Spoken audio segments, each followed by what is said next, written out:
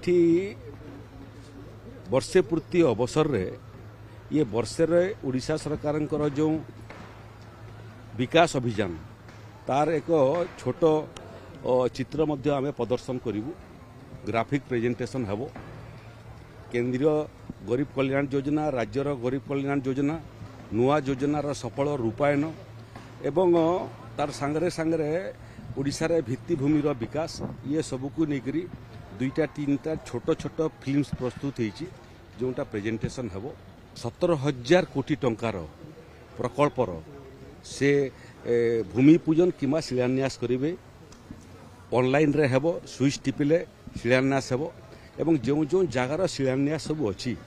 ताकू मध्य परवर्ती अवस्था रे सेठी मध्य आमे विभिन्न सांसद विधायक मंत्री एमानक द्वारा मध्य परवर्ती अवस्था रे सेठी मध्य लोकंकर सांगरे ये कार्यक्रम जो शिलान्यास होइतिबो तार मध्य आमे आउ इवेंट करबा पई जाउछु।